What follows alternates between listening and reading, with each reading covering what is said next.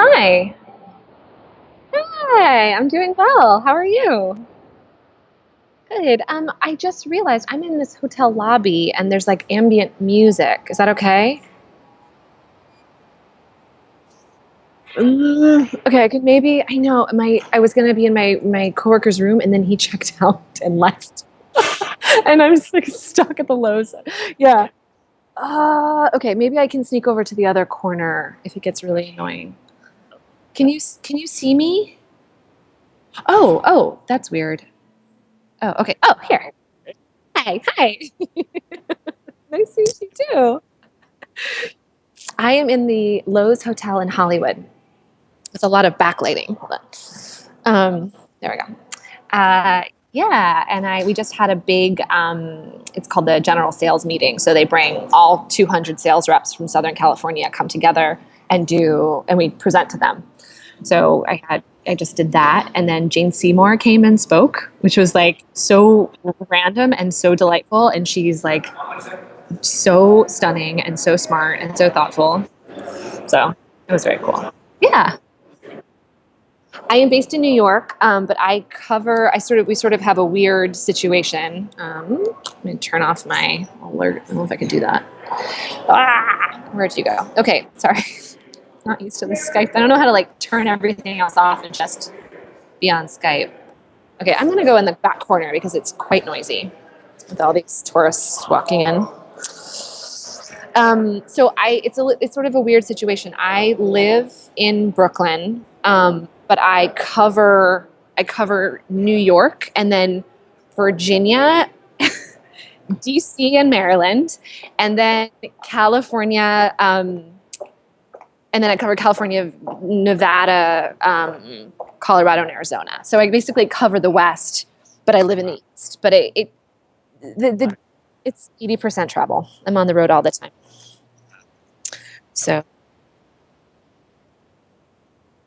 oh, I know. What's interesting is like this is 100% the job that I asked the universe for. Like I would go to my yoga class every day and be like, I want this job and I want to do this and I want to travel and I want this kind of travel and I want this kind of and I got everything I asked for, which was just but now I'm like paying for it. Now I'm really tired all the time. I never see my boyfriend. I forget what my apartment looks like. I come home and I'm like, what? Like who put that there? Like who made that choice? Like oh, I did that. Like old me did that 3 months ago, but I just haven't been home. Or like where did I put my passport? I don't know. I don't know.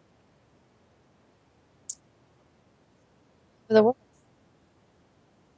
it's it's challenging. I sort of accept that I don't adhere to time zones.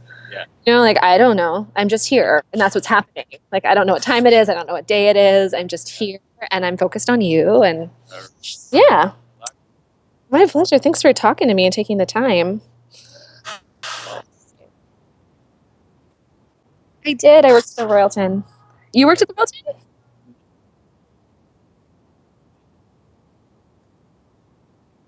Oh. Oh, so you know exactly where it was. Oh, how funny. Yeah.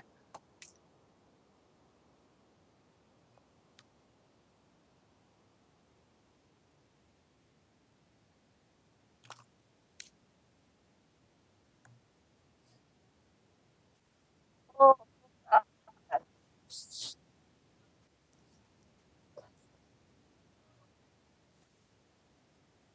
Well, I will say, how do I, sorry, I'm going to turn up, I think if I do, no, if I do that, I turn off your sound too. I will say that the Royalton, I joined, so I moved to New York and I was a bartender and I was just like so in love with the whole scene and the whole world. And I wrote an email to someone in LA. It was called Little Girl Big City. So I was like 25 and like totally, yeah, the subject was called Little Girl Big City. And he forwarded it. And I didn't realize, had no idea who anybody was. And he forwarded it to Jim Meehan, Richie Baccato, and John Pogash. And I didn't know who anybody was. So I was like, oh, hey guys, like I don't know if you know anybody, like doing any, I don't know, like if someone makes if someone's doing like good drinks, like that'd be great. And they're like, yeah, okay. And so Richie called me. He's like, we're opening this. We're consulting on this bar if you want to come in. And it was, and so I walked in looking for Richard Bocado because I didn't know how to say his name. And he's in the back with literally, it's like Willie Shine, Aisha Sharp, Eric Alperin, Misty Kalkofen, Simon Ford, John LeMayer. Oh God, I'm forgetting a couple of people. Like they all did a contract with the Royalton to redo their bar. And basically this was 5 years ago. Yeah, it was 5 years ago. So they did this, they had this contract, and that's when they kind of maybe switched over from the blueberry martini culture that had been there. Okay, so yeah, so they were switching over from that, and because it's a union hotel, they weren't really allowed to hire anybody new. And so I was one of two that was allowed to be hired. And so I got this amazing, that was my introduction to New York, was I met everybody in one night. Like there was Simon Ford was the first person, I had no idea who he was. He was just like my friend Simon, like this kind of funny British guy, you know? Yeah. Yeah.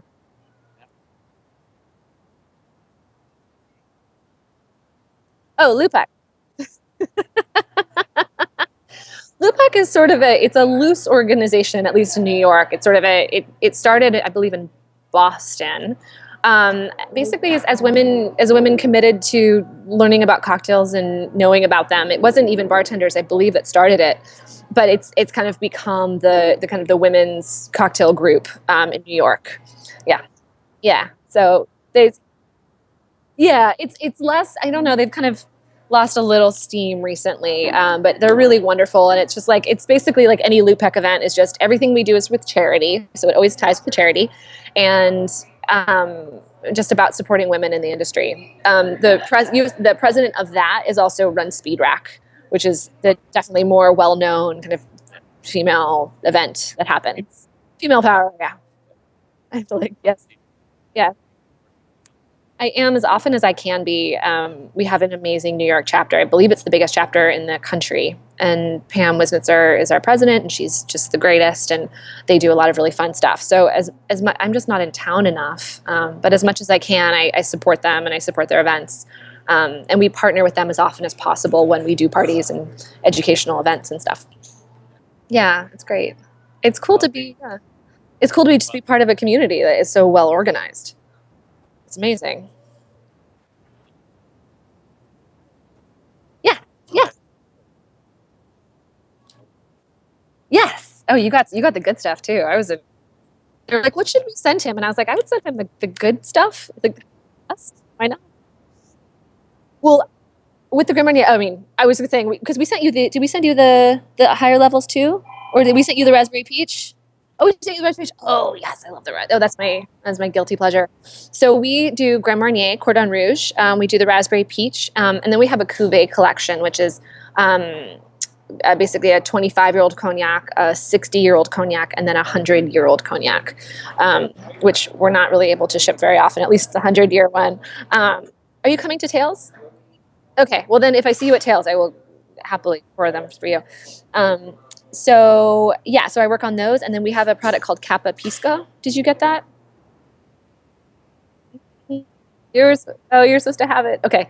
I was hoping you'd have it today. And then those are our spirits, and then we make wine as well. So we make Chateau de Sancerre in Sancerre, and we make Casa La Postal and Cloa Palta, and Campo de, we make, what was it called? Oh, I forget now. Our third wine we make in Chile. Yeah. Yeah. It's amazing. So in the 90s, Alexandre Marnier, who's sixth generation, wanted to expand the family's wine holding and I think have a project and do something, innovative. And so she traveled around the world for a year, kind of figuring out where the new place to make wine should be. And she settled on Chile, and she became the first female winemaker in Chile and one of the first French winemakers in Chile. And she brought with her all this knowledge, this French winemaking knowledge, that basically, like, she was part of that original group that kind of revolutionized the Chilean wine industry. It was amazing. And what's amazing is that the land that she bought happened to have vines growing on it, but they're old, they're pre-phylloxera. So they had like Carmenere, which was lost. Like no one knew. They called it Chilean Merlot. They had lost it to phylloxera in Europe. Yeah. And so they found it. So it's so cool. And so there's just like stuff that I'm really interested in time and the way, and just time in general and how we interact with time and how spirits, like how long you grow a vine or how much time you invest in aging something that makes it that much more special. And that having a really long view of time, I think more and more we're getting these shorter and shorter views on time. Like I want it now, I want it instantly. And we kind of forget like our history, and we forget that 104 characters, like how short we make it. And then what I love about our wine and about cognac the most is that we invest so much time and we take such a long view of time when we make our products. So it's not distill today, sell tomorrow. It's distill today and then wait and wait and wait and wait and wait and wait. In a Cordon Rouge, what you're tasting right now, I believe, with the red. Yep. So that is between 3 and 5 years old, and sometimes up to 10. But typically a 3 to 5 year old, kind of a VSOP level cognac, and it's what's interesting to me is that the barrels we use to make it take 125 years to grow the tree. Wow. Yeah. So even though it's a 3 to 5 year old cognac, you're in a very, very old barrel that may have been used. That barrel may have been in operation for 40 or 50 years before we even put that in there. So there's just a lot of layers to like, yes, the cognac, the eau de vie is 3 to 5, and then everything else around it has been there for centuries. Okay. Oh yeah. Brand. Yeah.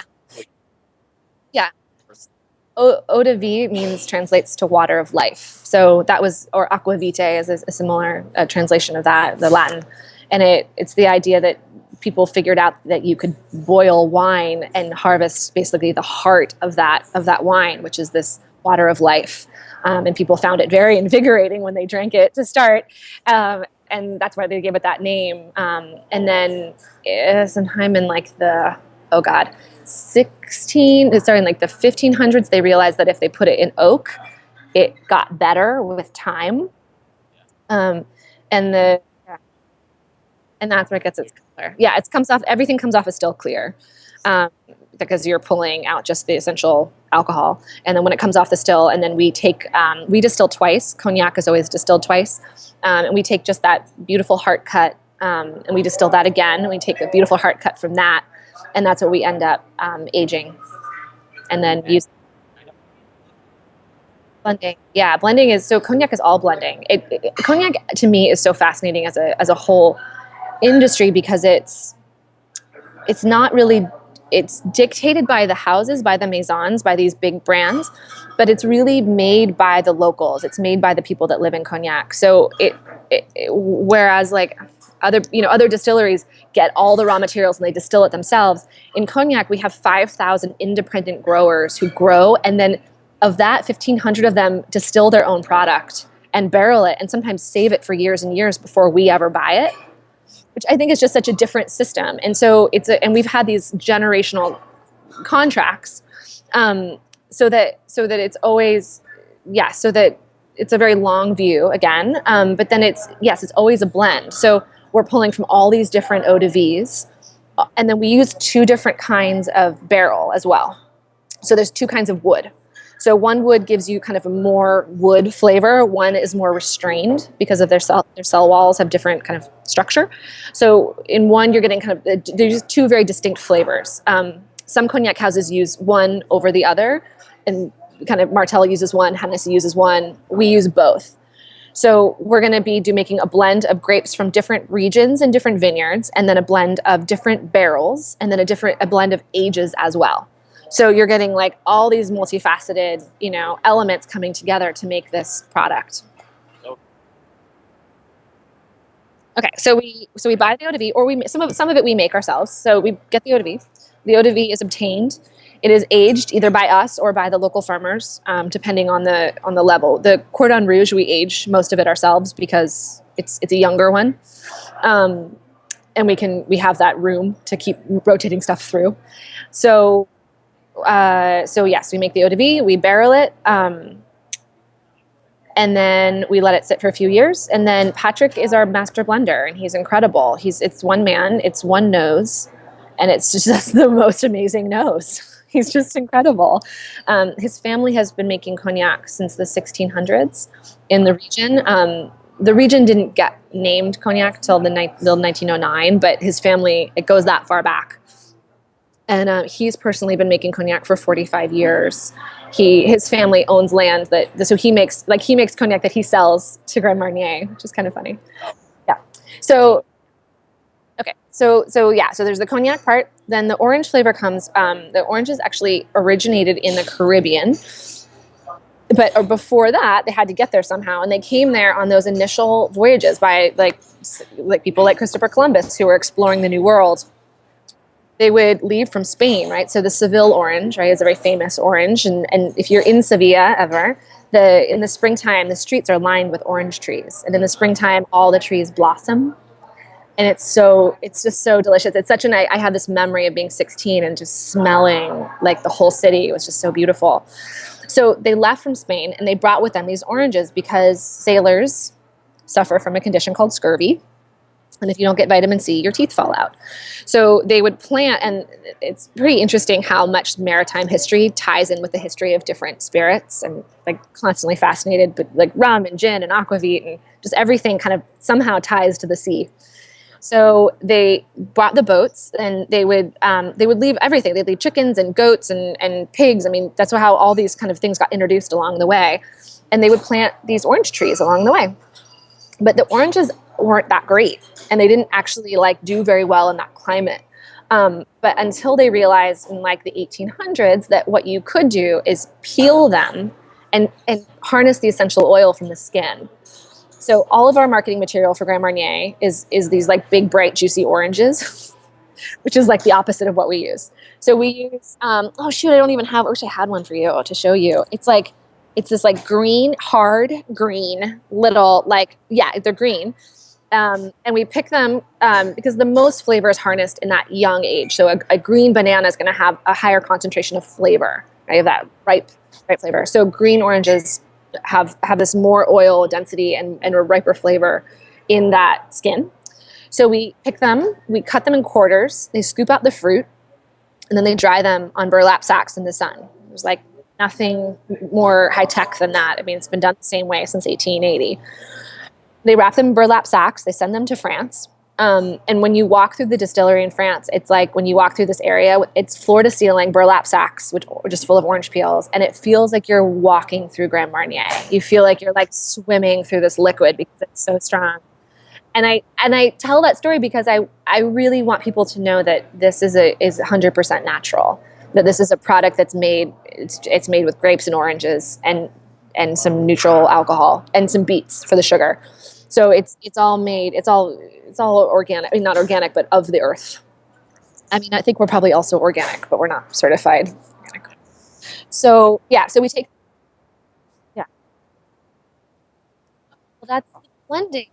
That's the blending. That's the art of it. Is that, and our master blender so great. He's like, I have this problem with Mr. Marnier. And I was like, oh no. He's like, we're in a conflict. And I was like, what's the conflict? And he said, Mr. Marnier wants me to create the same product over and over and over again. And I can't do that. But what I can do is create the same quality product. Because he's like, I'm dealing with grapes, I'm dealing with terroir, I'm dealing with seasons and time and history and soil composition. And he said, you cannot make the same eau de vie. You cannot make it. I mean, the barrels are different, the trees are different, everything's different. He said, but I can make the same quality that we aspire to. I can hit that quality note. He's also very good. I've never tasted 2 bottles of Grand Marnier that taste very different from one another, but I respect that perspective that he has about how he blends it and his approach to it. Yeah. Yeah. Yeah. Great.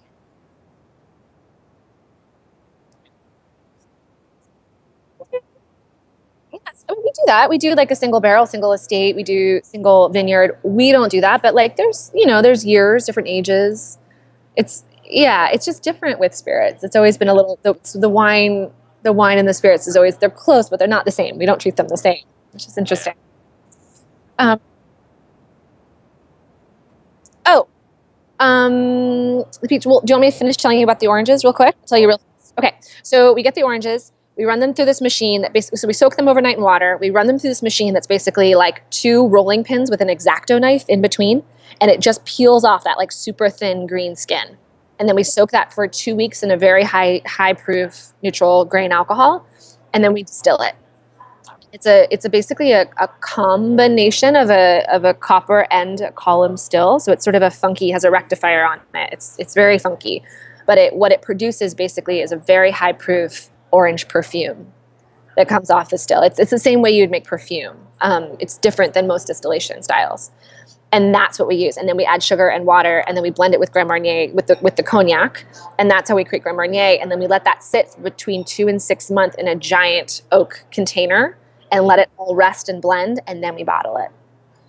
So by the time you're sipping it, it's been aged at least 2.5 years to be considered a cognac in a barrel that is at least 125 years plus 2 years for drying, so 127, plus another 2 to 6 months to rest altogether.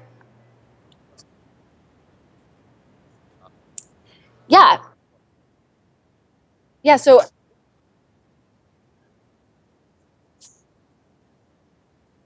can't do it.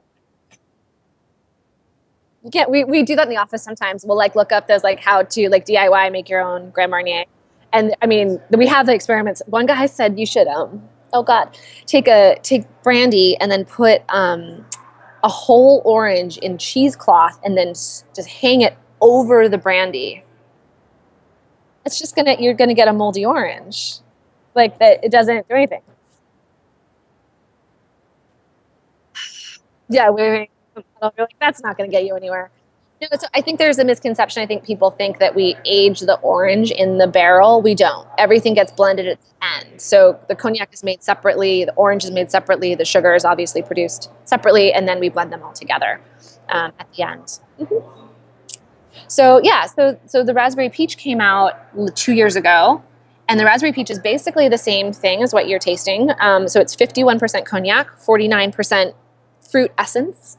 But with the peach, we do a maceration. So instead of a distillation, like with the orange peels, we're actually using the fruit, the flesh of the peach to pull the flavor. And we do the same with raspberries from, we say Eastern Europe. It's Croatia, Serbia. We grow them. Although my Scottish friend got mad at me yesterday. He's like, you should be buying Scottish raspberries.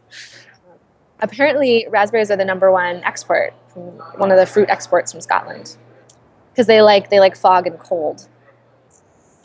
So okay, so yeah, so that we take. Oh, no, I think you do one and then the other. Yeah, so we take the peaches and the raspberries, and then we do a maceration. We do separate macerations, and then we blend them all at the end. The same. But with this, we actually have less sugar. I don't know if you're tasting that in the raspberry peach. It's a little less sweet. It smells sweeter because of the peach, and it kind of tricks your brain.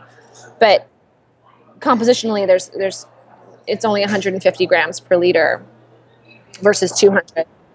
ABV is the same. Yeah, still a cognac, still the same style of cognac. But yeah, just a little less sugar and a little more fruit. To me, this is like the best. This is like instant Bellini. It's great in champagne. It's great in a sangria. French 75 with this is delicious. Yeah.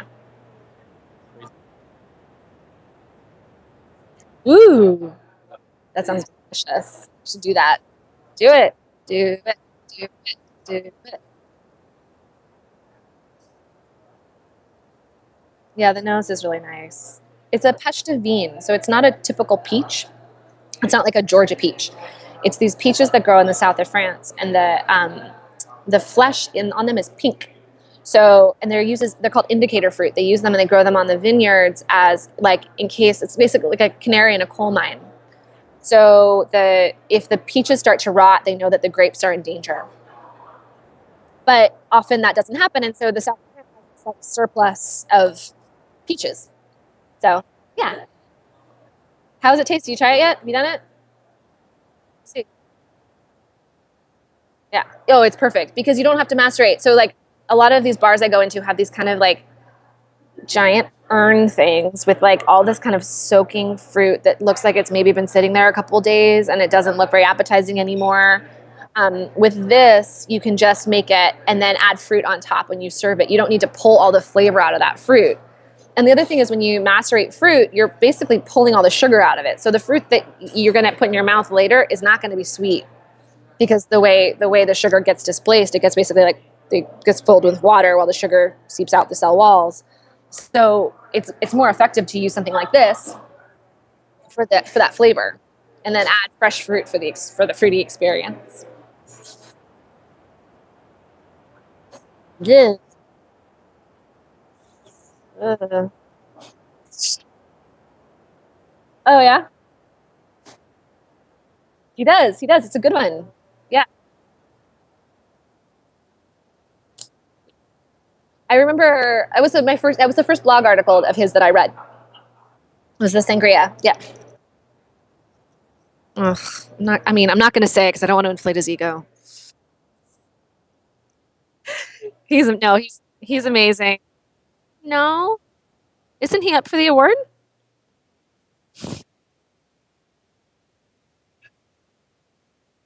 Oh my god, he's amazing. I really actually kind of I absolutely respect him, but I just respect that he picked a place and he's in that place and he's doing his thing and it's not about anything but like exploration and having a good time. Oh yeah, yeah, yeah. I go to Portland Cocktail Week every year. Oh, you should come. It's my don't okay, well, it's one of my favorite cocktail weeks. I love them all. It's one of my favorites. I think there's such a great emphasis on and focus on trade at Portland, and it's much more manageable versus like Tails is amazing, but it's like it's insanity. Yeah, I mean it's you know, yeah. What are you looking forward to the most?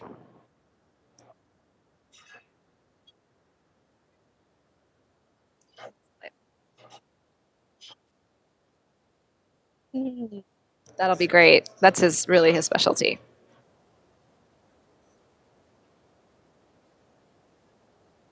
Mhm.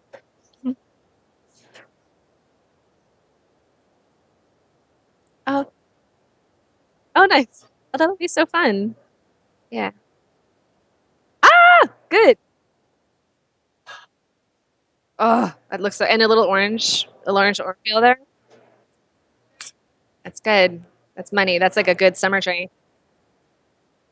Yeah. I mean, my personal website that I have any control over.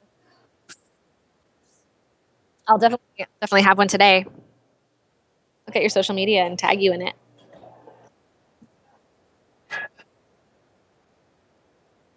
Yes. Nice. That's so cool. I love it. Yeah, this is really neat. I really like this. So, yeah, yeah, yes. Grand Marnier. Ah, I love it. I love it. So That's the Jerry Thomas original Manhattan. Calls for orange curacao.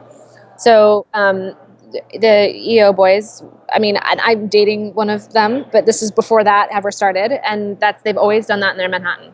So it's always been one of our greatest placements, and we're so happy and proud to work with them. And we had one the other night. I was out, and we wanted an after dinner drink, and we had the bartender make it. He did. What did we do? We did 50. So we did a point 0.5 Grand Marnier, point 0.5 vermouth, and then we did 2 ounces of kind of a lower proof rye, and it was so delicious. It's such a nice kind of variation and 2 dashes of bitters, like such a great kind of variation on the Manhattan that's just delicious and drinkable, and yeah, it's so good. It's good. Another great bourbon drink with the raspberry peach is called a Georgia julep, and it's a traditional julep, right? Is made with mint, and it used to be made with brandy originally. And like a lot of drinks, a lot of cocktails brandy sort of lost the placement because of phylloxera.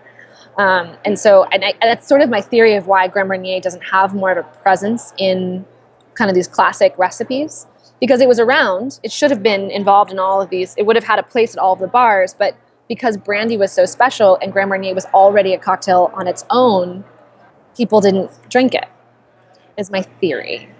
But they just didn't, and because it was so expensive, because brandy was so special. So the julep originally was made with brandy. So this recipe calls for it is bourbon with a peach brandy in it, and then fresh mint and crushed ice, and a little bit of simple little sugar. And it's just like so refreshing and summery and delicious. It's so good. Yeah, we did a bunch of them for the Derby. That was our Derby drink. Mm-hmm. And I like that. Yeah. Yeah, well, I get to send recipes for all the fun stuff. Yeah.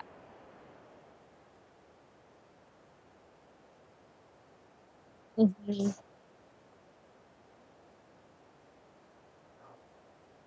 Yeah.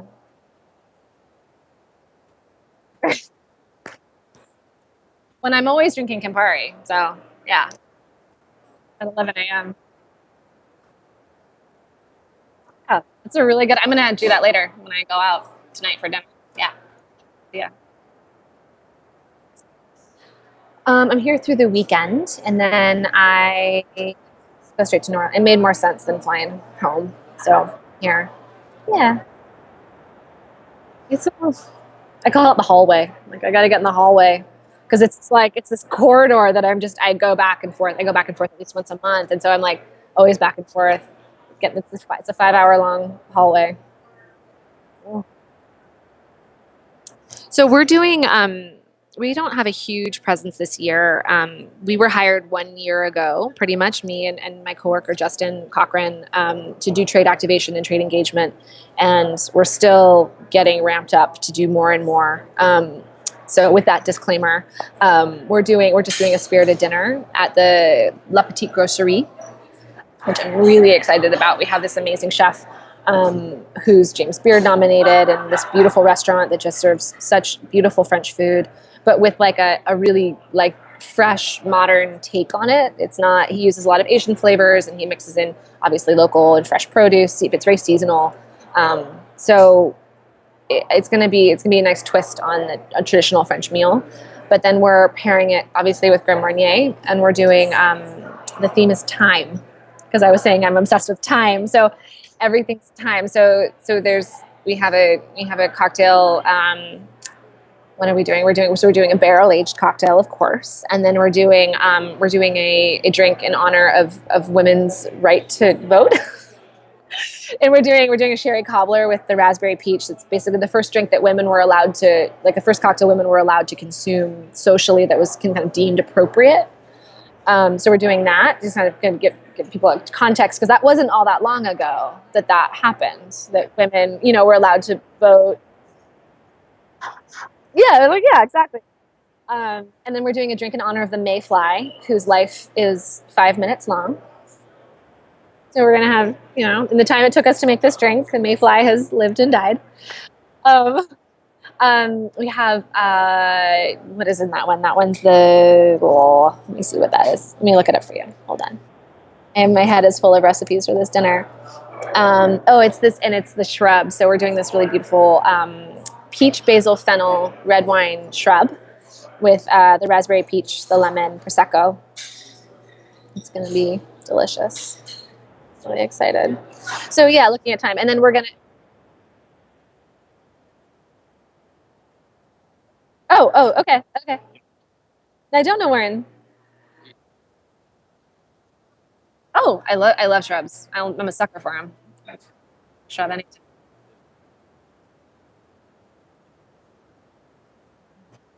Sounds so good. Okay, well, I don't want to keep you. You should go down to your shrub guy. Oh, cool. That's where I did my party there 2 years ago. Loved it. There's a jar of live leeches. Yeah, just to warn you, like someone was like, "Oh, is this a cocktail?" And I was like, "Don't touch that." Like, oh my God, I'll do that. No, no, no.